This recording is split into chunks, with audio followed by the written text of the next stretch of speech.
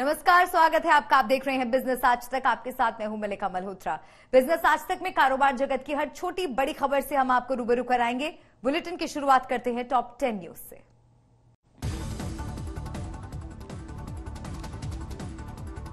मंगलवार को फिर 80 पैसे प्रति लीटर महंगे हुए पेट्रोल और डीजल। 15 दिनों में दिल्ली में 9 रुपए 20 पैसे महंगे हो चुके हैं पेट्रोल और डीजल के दाम। एयरलाइंस में सहमति न होने से हवाई किराए बढ़ने की आशंका कम। एविएशन सेक्टर में 50% भागीदारी वाली इंडिगो ने बुकिंग घटने की आशंका से किराए बढ़ाने से किया इनकार। 2 साल बाद बाजार को नवरात्र के त्योहारी सीजन में अच्छी बिक्री की उम्मीद। ऑटो और कंज्यूमर अप्लायंसेस कंपनियों को फसल कटाई सीजन से बिक्री में 20 से 25% बढ़ने की उम्मीद। टीम लीज की रिपोर्ट के मुताबिक कोविड की शुरुआत के बाद भारतीय कंपनियों के हायरिंग सेंटिमेंट्स 2 साल के उच्चतम स्तर पर पहुंचे। सर्वे के मुताबिक अप्रैल से जून तिमाही में 54% कंपनियां हायरिंग करेंगी। स्विगी, जोमैटो जैसे फूड डिलीवरी प्लेटफॉर्म्स के खिलाफ सीसीआई ने जांच के आदेश दिए। पिछले साल रेस्टोरेंट एसोसिएशन ने अनफेयर प्राइसिंग प्रैक्टिसेस के साथ कई और आरोप लगाए थे। सिंगापुर में अंतर्राष्ट्रीय आर्बिट्रेशन सेंटर के सामने पेश होने के लिए अमेजॉन फ्यूचर ग्रुप हुए राजी। सुप्रीम कोर्ट ने आईएसी को मामला जल्द निपटाने के लिए कहा। नियमों का पालन न करने पर आरबीआई ने 3 कोऑपरेटिव बैंकों पर लगाया जुर्माना। Yashwant cooperative bank, Kokan mercantile और समता कोऑपरेटिव डेवलपमेंट बैंक पर लगी पेनल्टी। बीमा कंपनियों ने कोविड-19 के 93% मामलों को निपटाने का दावा किया। दिसंबर 2021 तक 17,537 करोड़ रुपए के 14.92 लाख क्लेम हुए थे दर्ज। सोमवार को शेयर बाजार की तेजी के बीच गौतम अडानी $105 अरब क्लब में हुए शामिल। मुकेश अंबानी भी $100 अरब क्लब में पहुंचे।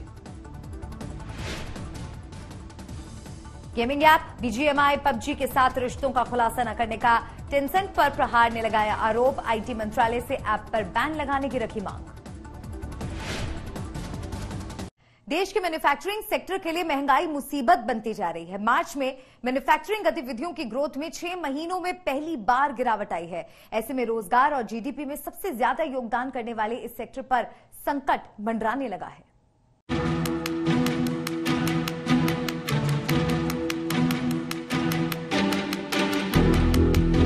देश में मैन्युफैक्चरिंग गतिविधियों में बीते महीने गिरावट दर्ज की गई है।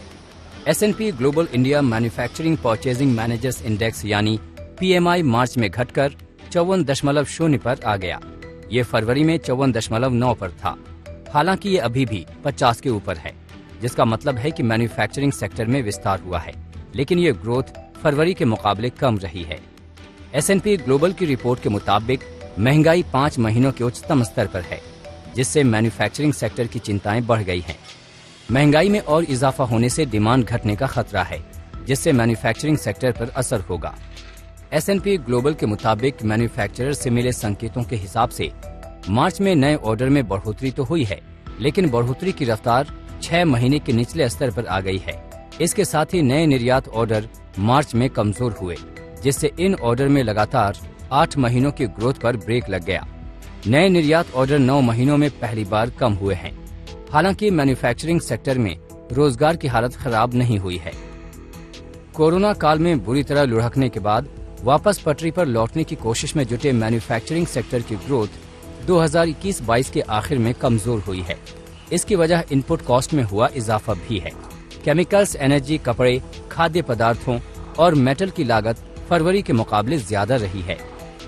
S&P ग्लोबल की रिपोर्ट के मुताबिक कीमतों में बढ़ोतरी हालात को नाजुक बना रही है। दरअसल बढ़ती उत्पादन लागत का बोझ ग्राहकों पर पड़ सकता है। फिलहाल तो डिमांड इस महंगाई को थाम कर रखे हुए है, लेकिन अगर महंगाई इसी तरह बढ़ती रही तो आगे डिमांड पर दबाव देखने को मिल सकता है। तब आर्थिक रफ्तार को भी जोर का झटका लग सकता है। आज तक ब्यूरो।